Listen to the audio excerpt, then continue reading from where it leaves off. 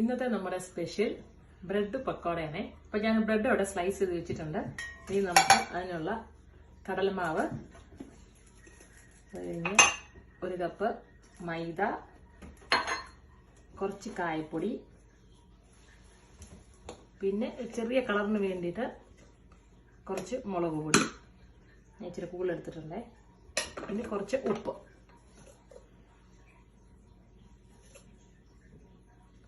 നമുക്കിനി ഇത് വെള്ളം ഒഴിച്ച് മിക്സ് ചെയ്തെടുക്കാം.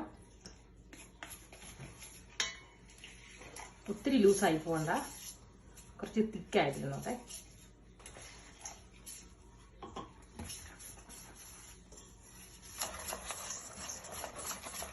നമ്മളിത് മിക്സ് ചെയ്ത് കഴിഞ്ഞ് ഇതിനകത്തോട്ട് പച്ചമുളക്, കറിവേപ്പില, ഉള്ളി, ഇഞ്ചി ഇതെല്ലാം കൂടെ നമുക്ക് അരിഞ്ഞത്, കുഞ്ഞായിട്ട് അരിഞ്ഞത് ഇതിനകത്തിട്ട് നമ്മൾ മിക്സ് ചെയ്ത് വെക്കുകയാണ്.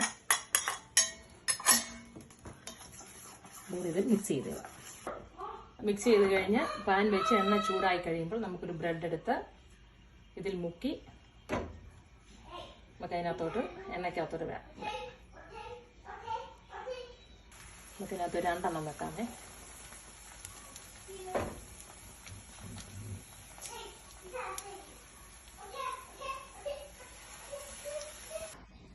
അങ്ങനെ നമ്മുടെ ബ്രെഡ് പക്കോട ഇവിടെ റെഡി ആയിട്ടുണ്ട്. Thank you.